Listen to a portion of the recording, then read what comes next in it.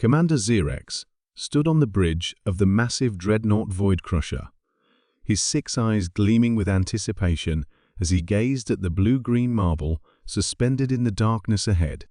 Earth, the third planet from an unremarkable yellow star in what the locals called the Milky Way galaxy. According to Imperial intelligence, it was inhabited by a primitive species that had barely achieved interplanetary travel. Perfect, Xerex hissed through his mandibles. Another easy conquest for the Galactic Empire. The Galactic Empire had swept across 17 galaxies over the past millennium, subjugating over 10,000 worlds with their superior technology and overwhelming military might. Their plasma cannons could vaporize entire continents, their shield generators could deflect nuclear weapons like raindrops, and their faster-than-light ships could outmaneuver anything the primitive species typically threw at them. Admiral Korthak, a towering figure with crystalline skin that reflected the bridge's blue lighting, approached with the invasion plan. "Sir, our scouts report that the humans have nuclear weapons, but their most advanced spacecraft can barely leave their planet's atmosphere. This should be a standard 3-day conquest." Xerex nodded confidently. "Deploy the intimidation protocol. Hover the fleet over their major population centers and demand surrender. Once they see our 1,000 ships blotting out their sun, they'll capitulate immediately." But as the first wave of Imperial ships descended through Earth's atmosphere, something unexpected happened. Instead of panic and immediate surrender, the humans did something no other species had ever done. They laughed. Dr. Sarah Chen, director of SAT, stood in the Emergency Command Center in Colorado, watching the alien ships through the massive view screen. Around her, military officials and scientists buzzed with activity, but there was an unmistakable undercurrent of excitement rather than terror. Finally, she whispered, a smile spreading across her face. "They actually came." General Morrison frowned at her reaction. "Dr. Chen, we're facing an alien invasion. Shouldn't you be more concerned?" Sarah turned to him, her eyes sparkling with something that looked suspiciously like mischief. "General, do you know what humanity's greatest strength is? It's not our technology or our weapons. It's our absolute stubborn refusal to do what anyone expects us to do." Above them, Commander Xerex was growing increasingly confused. His communications officer had intercepted thousands of human transmissions, but instead of pleas for mercy, they were receiving what appeared to be jokes, memes, and something called alien invasion bingo cards. "Sir," the communications officer reported, his voice uncertain, "the humans are broadcasting something called Welcome to Earth parties. They're celebrating our arrival." Before Xerex could process this information, alarms began blaring throughout the ship. "Commander," shouted the tactical officer, "we're detecting massive energy readings from the planet's surface. Multiple locations." On screens across the bridge, impossible images began appearing. In Nevada, what the humans called Area 51 was opening like a flower, revealing technology that made Imperial ships look primitive. Massive energy cannons emerged from hidden bunkers, their design clearly non-human but somehow incorporated into Earth's defense systems. "What is this?" Xerex demanded, his confidence evaporating. Dr. Chen's voice crackled through the Imperial communication systems, somehow having bypassed their most advanced encryption. "Hello there, Galactic Empire. We've been expecting you. You see, you're not the first alien species to find Earth. You're just the first one arrogant enough to announce your hostile intentions." The truth began to dawn on the Imperial forces as Earth's real defenses activated.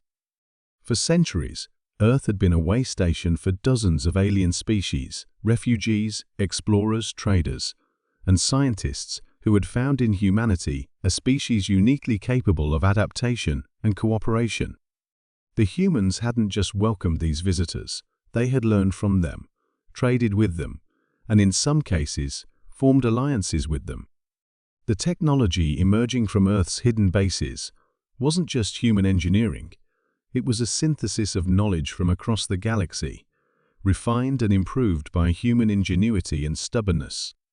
Weapons that bent space-time itself.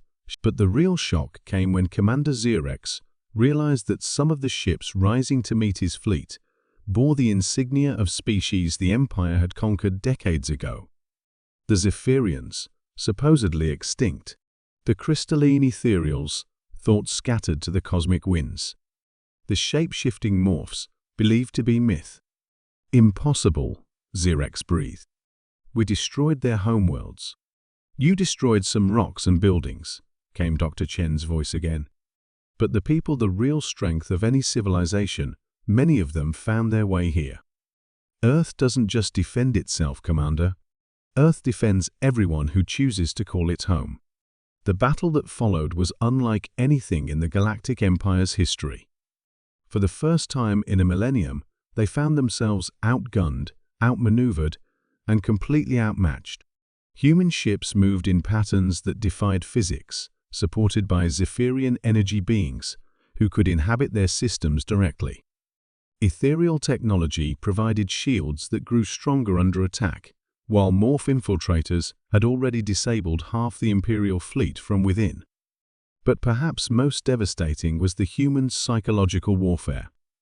They broadcast across all Imperial frequencies, a mixture of cat videos, comedy shows, and what they called sick burns, devastating insults, delivered with such creativity that several Imperial officers simply shut down their communication systems in confusion. As his flagship's shields failed and his fleet scattered in retreat, Commander Xerex found himself face to face with Captain Maria Gonzalez, a human pilot whose ship had somehow materialized directly on his bridge through what appeared to be a portal. How? Was all he managed to ask. Maria smiled, her expression kind but firm. You made the same mistake every bully makes, Commander. You assumed that being strong meant being alone, and that being afraid meant being weak. Humans learned a long time ago that our strength comes from standing together, and our courage comes from protecting others.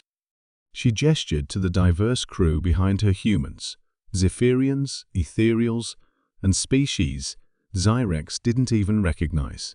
Earth isn't just a planet, Commander. It's an idea. It's the idea that anyone, from anywhere, can find a home if they're willing to contribute to something bigger than themselves. As the remnants of the Imperial fleet limped back into hyperspace, Admiral Korthak approached the humiliated Xerex. Sir, what do we report to the High Command? Xerex stared at the blue world growing smaller in the distance, understanding for the first time why Earth's reputation had begun spreading through the galaxy's underground networks, not as a world to be conquered, but as a beacon of hope. We report, Xerex said slowly, that the Empire has encountered something it has never faced before. A species that grows stronger, not by conquering others, but by convincing others to join them willingly. He paused, watching Earth disappear into the starfield. And we recommend that any future contact be diplomatic. Behind them, Earth continued its rotation, its hidden cities and integrated alien populations returning to their daily lives, secure in the knowledge that home was not just a place, but a choice, and that sometimes the greatest victories come not from being the strongest, but from being the most welcoming.